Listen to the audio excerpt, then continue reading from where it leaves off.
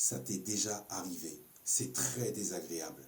Et ça démontre que ton organisme est en train de morfler. Effectivement, si tu pisses de la rondelle, ton transit intestinal est vraiment très perturbé. Au moment où je te réponds, il est peut-être trop tard, mais je peux t'apporter quelques suggestions avant d'envoyer ton deuxième ou troisième service. Au moins, tu peux visionner cette vidéo quand tu es sur le trône. C'est un peu étrange ce que je viens de dire là, non? Écoute, quand j'ai vu tous tes commentaires sous mes vidéos, commentaires nombreux, donc merci à toi de commenter sur les différents thèmes que j'ai abordés, mais quel que soit le sujet, tu mets toujours le même commentaire, celui-là. Et c'est là que je me suis dit, ah ouais, il y a peut-être urgence. Écoute, je comprends que tu sois pressé de trouver un remède, mais je t'assure qu'en attendant une réponse de ma part, ce qui va t'aider, c'est de changer de caleçon et de rester près des toilettes. Ne m'en veux pas. Aucune attaque, aucun manque de respect.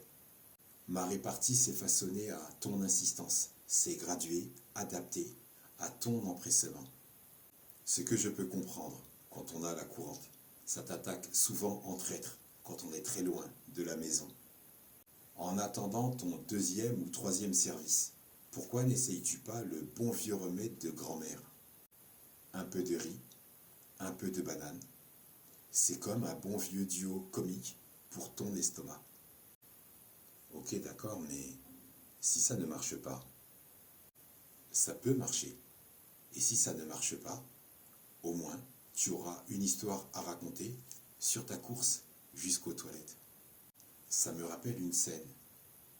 L'un des frères Wayans dans Fausse blonde infiltrée, intolérance au lactose. L'un d'eux mange un petit four, il trouve ça délicieux, et il apprend après qu'il y a du lactose. Mauvais délire, car la dernière fois qu'il en avait consommé, il avait raté les toilettes. Maintenant, pour répondre à ta quête des selles bien moulées, c'est un sujet aussi sérieux qu'un chat qui essaye de comprendre pourquoi son maître, humain, parle à un écran. Il a le droit de se dire que l'être humain est complètement débile de parler seul à un écran. Même si ça me peine de l'admettre, un peu comme moi en ce moment. Mais comme tu visionnes cette vidéo à cet instant précis, on peut considérer que nous sommes deux. Et c'est cool. Pour atteindre ton objectif, il y a quelques astuces à suivre. La première, la fibre, la superstar. Et je ne parle pas de la 4G, ni de 5G. Mais imagine la fibre comme le coach personnel de ton intestin. Elle est là pour t'aider à former des selles bien formées. Tu peux la trouver dans les fruits, dans les légumes, dans les légumineuses. Pense à elle comme à ta femme qui t'encourage à aller au gym. Mais pour ton ventre. Et des selles bien moulées. Je ne vais pas réussir à terminer cette vidéo comme les autres. En deux, l'hydratation, la star, le nectar pour ton organisme. Boire suffisamment d'eau est essentiel. Ton corps est constitué de 60 à 65% d'eau.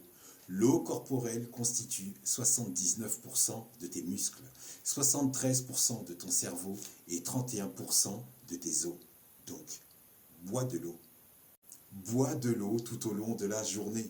Si tu ne bois pas assez, ton corps va essayer de récupérer l'eau de tes selles, de tes matières fécales. Donc, d'un éventuel auto-empoisonnement de ton organisme. Comprends-tu maintenant pourquoi il est vital que tu boives suffisamment d'eau? Oui, je sais, c'est un peu la MERDE. C'est un peu comme si tu promènes ton chien un soir d'hiver, 22h30, moins 4 degrés.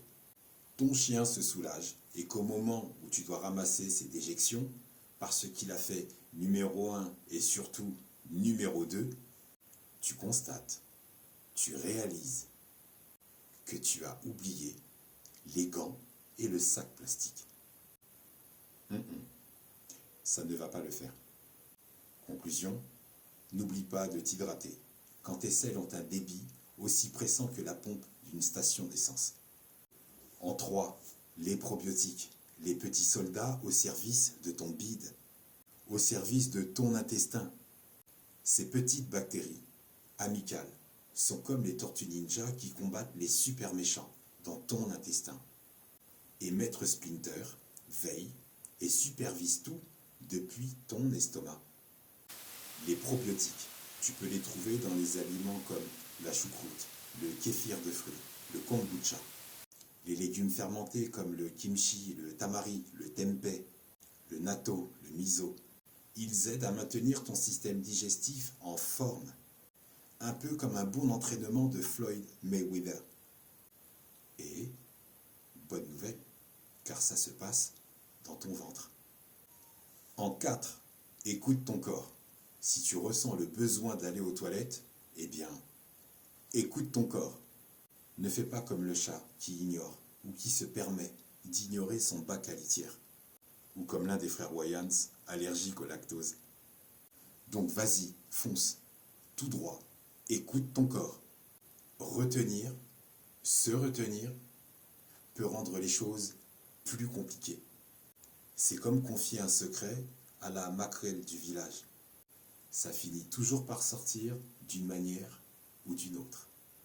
En 5, équilibre, c'est le secret de ta vie. Évite les aliments trop gras, évite les aliments transformés, qui peuvent transformer ton intestin en une fête foraine chaotique.